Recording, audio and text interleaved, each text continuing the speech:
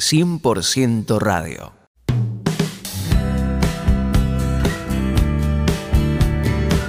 Bienvenidos al episodio de hoy. Quiero empezar con una pregunta que probablemente todos nos hemos hecho alguna vez, y es ¿por qué dar? ¿Por qué diezmar? Para muchos este es un tema complicado y, seamos honestos, a veces puede parecer incómodo. Es difícil de tratar, parece difícil de hablarlo, enseñarlo. Tal vez sientes que se habla demasiado del diezmo en algunas iglesias, o quizás te preguntas si realmente es obligatorio para los cristianos hoy en día. Quiero invitarte a que juntos exploremos lo que dice la Biblia sobre este tema, sobre el diezmo, las ofrendas, y descubrir juntos cómo esto puede transformarse en una experiencia llena de gozo, libertad y adoración. Prepárate. Vamos a romper mitos, vamos a aclarar verdades y, lo más importante, vamos a buscar el corazón de Dios para este tema y para nuestras vidas. ¿Estás listo? Ya comenzamos.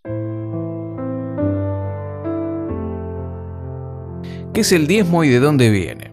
Bueno, el concepto del diezmo viene del Antiguo Testamento y, según la ley de Moisés, enseñaba que los israelitas debían dar el 10% de sus cosechas y del ganado para el tabernáculo o el templo. Vamos a leer Levítico capítulo 27, verso 30. Dice: y el diezmo de la tierra, así de la simiente de la tierra como del fruto de los árboles, de Jehová es cosa dedicada a Jehová. Este diezmo no era algo opcional, era un mandato de Dios. Pero no solo se trataba de un 10%, porque la ley establecía múltiples diezmos.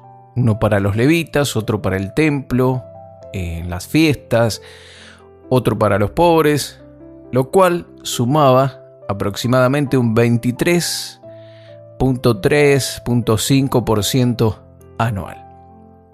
Entonces, era más que el 10% de lo que uno ganaba, era un porcentaje mayor. Estos diezmos cumplían una función específica y era apoyar a los levitas, que eran los que servían al Señor, quienes no tenían heredad o no tenían una tierra donde vivir. También cubrían las necesidades del templo, las festividades religiosas, y también era para los pobres.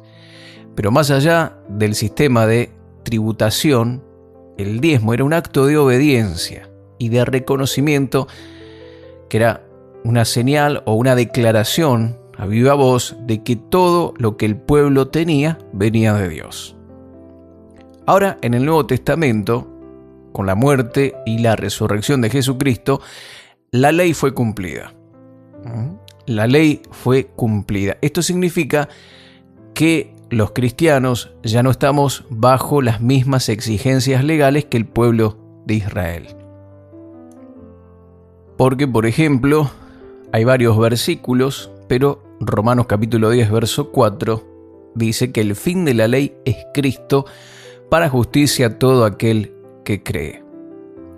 Entonces, esto nos dice que ya la ley no tiene o no está en vigencia en este momento, no como un fin de salvación, ¿sí?, sino como principio moral. Son principios morales buenos, éticos, pero la salvación viene a través de Cristo. Pero el fin de la ley es Cristo. Ya no estamos bajo la ley de Moisés ni bajo la maldición de la ley, como explica Gálatas capítulo 3, verso 13, que dice que Cristo nos rescató de la maldición de la ley. Ya estamos en la gracia de Dios. Por eso, muchas veces cuando se habla del diezmo, se dice que se cita el pasaje de Malaquías, donde Dios le reprocha al pueblo que todavía estaba bajo la ley, al pueblo de Israel, que le habían robado porque no entregaban el diezmo. Entonces Dios les había dicho que lo prueben en esto, que entreguen el diezmo para ver que iban a ser prosperados y bendecidos, porque en ese momento estaban bajo maldición por no dar los diezmos. Pero ya no podemos utilizar ese pasaje para el Nuevo Testamento para los creyentes que estamos bajo la gracia, porque el fin de la ley es Cristo. Con la muerte y resurrección de Jesús, la ley fue cumplida. Entonces ya no tenemos las mismas exigencias legales que el pueblo de Israel. Y en el Nuevo Testamento no se ordena ni se recomienda un sistema de diezmo como el del Antiguo Testamento. En lugar de un porcentaje del 10%, un porcentaje fijo, encontramos un principio de generosidad, un principio que tiene que ver más bien con la siembra y la cosecha. Y es un principio de generosidad, basado en la gracia que dice en 1 Corintios 16:2, cada primer día de la semana, cada uno de vosotros ponga aparte algo, según haya prosperado, guardándolo, para que cuando yo llegue no se recojan entonces ofrendas. Aquí vemos que Pablo invitaba a los creyentes a dar según hayan prosperado, no bajo un mandato legal, sino como una expresión de gratitud y amor hacia Dios, reconociendo que lo que tenemos y la bendición de prosperar viene del Señor. Entonces, ¿los cristianos deben diezmar? Bueno, esta es una pregunta común, válida, y la respuesta no es un simple sí o un simple no. Y aunque no estemos bajo un sistema legalista, la Biblia nos anima a dar. El enfoque no está en cumplir con un porcentaje, sino con el corazón dadivoso que hay detrás de la ofrenda o de lo que damos para Dios. Segunda de Corintios capítulo 9, verso 7 dice: cada uno dé como propuso en su corazón, no con tristeza ni por necesidad, porque Dios ama al dador alegre. Y aquí aprendemos algo clave. La actitud importa más que la cantidad. Dar no debe ser una carga, no debe ser una obligación forzada.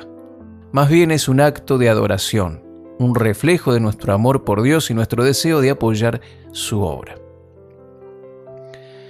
Cuando uno conoce a Cristo, normalmente mucha gente viene endeudados, enfermos, con un montón de situaciones económicas negativas y, por ejemplo, en el caso personal de mi familia, eran remedios y remedios y remedios constantemente, y Dios hizo un milagro, sanó a mis padres y ellos ya no tenían ese gasto en remedios. Otros que estaban endeudados por el juego, por los vicios, fueron liberados. Y la persona reconoce que todo eso es un avance en su vida económica, puertas de trabajo que se abren y demás, hacen que la persona manifieste gratitud hacia Dios y ofrende y diezme para la obra de Dios, para la extensión del Evangelio, del reino de Dios. ¿Cómo aplicamos este principio entonces de la generosidad y de dar de manera abierta y desinteresada para Dios como un acto de gratitud?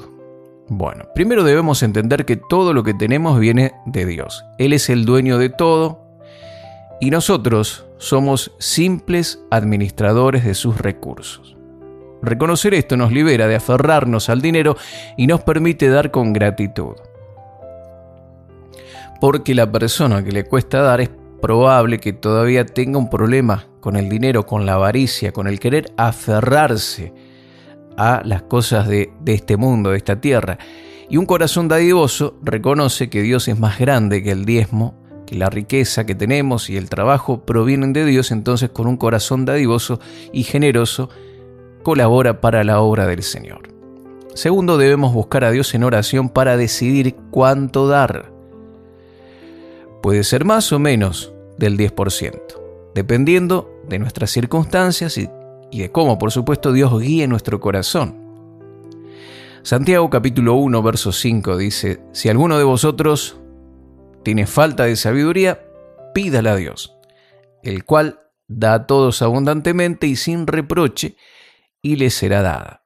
Dios quiere guiarte en esta área. No tengas miedo de pedirle dirección al Señor. Y en tercer lugar, debemos recordar que dar es una inversión eterna. Jesús nos enseña en Mateo 6:20 que hagamos tesoros en el cielo, donde ni la polilla ni el óxido corrompen y donde ladrones no minan ni hurtan. cuando damos para la obra de Dios, estamos participando en algo eterno, algo que tiene un impacto más allá de esta vida. Hay muchos beneficios en el dar. Esto no significa que debemos dar para recibir algo a cambio, sino que más bien es un principio espiritual. Y cuando somos generosos, reflejamos el carácter de Dios y Él se encarga de proveer para nuestras necesidades. Otro beneficio es la transformación que ocurre en nuestro corazón, porque Dios nos libera del egoísmo, de la avaricia, y nos enseña a confiar en Dios como nuestro proveedor, especialmente cuando damos aún en medio de nuestras propias limitaciones. Veamos algunos obstáculos para poder dar con gozo al Señor, porque aunque dar es una bendición, sabemos que no siempre es fácil. Y algunas de las razones comunes por las que luchamos con el tema del diezmo y las ofrendas son, en primer lugar, el miedo a que nos falte. Pensamos que si damos, no tendremos suficiente para cubrir nuestras necesidades. Pero Dios promete, en Filipenses 4:19, mi Dios pues suplirá todo lo que os falta conforme a sus riquezas en gloria en Cristo Jesús. Otra cosa que puede ser un impedimento es la falta de confianza. A veces dudamos de cómo se pueden llegar a manejar las finanzas en ese ministerio, en esa iglesia. Es importante ser buenos administradores y buscar ministerios e iglesias que sean transparentes con sus recursos, pero que esto no sea un impedimento o una excusa para no dar. Y otra cosa que también puede ser un obstáculo es tener una perspectiva equivocada. A veces vemos el diezmo como una carga en lugar de una oportunidad para honrar a Dios. Amigo querido, amiga querida, hoy quiero invitarte a examinar tu corazón respecto a este tema de las ofrendas y de los diezmos. No se trata de un número mágico, un porcentaje mágico, ni de cumplir con una regla, ni de temer de que la maldición pueda caer porque uno no ofrenda. Es un acto de gratitud, es algo que tiene que ver con nuestra relación con Dios y con la disposición para poder participar y financiar su obra. Tómate un momento para reflexionar. ¿Estás siguiendo el consejo bíblico de dar y hacerlo con alegría? ¿Estás confiando en Dios como tu proveedor? ¿Estás viendo el acto de dar como un acto de adoración y gratitud a Dios por todo lo que Él te ha dado y hace por ti? El mayor ejemplo de entrega y de dar lo vemos en Dios. Él nunca nos va a pedir que nosotros hagamos algo que Él ya no lo haya hecho por nosotros en primer lugar. Y Él entregó lo que más tenía, que era su Hijo Jesucristo, para que nosotros podamos tener vida y vida eterna, para que podamos alcanzar la salvación. Nos dio el don de la salvación por medio de su Hijo Jesucristo. Él dio. Él mostró su amor para con nosotros dando, entregando, sacrificando la vida de su Hijo. Y nosotros, amigos queridos, amigas queridas, podemos tener también esa actitud hacia Dios, dando, sacrificando, pero no con dolor, sino con alegría y como un acto de adoración y gratitud.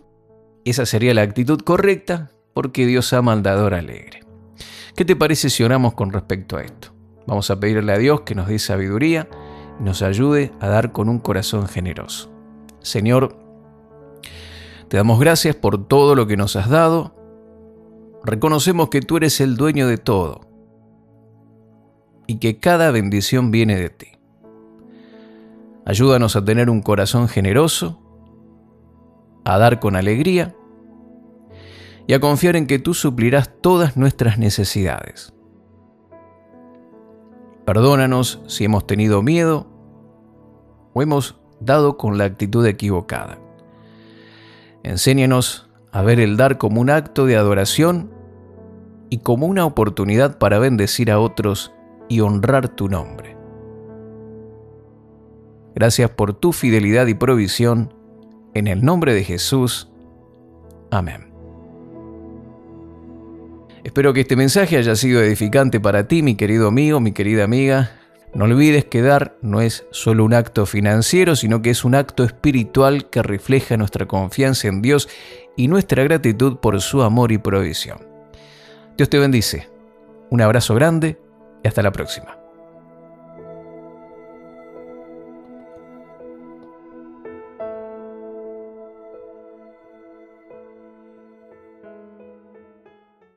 Contactos: marioserrano@life.com.ar.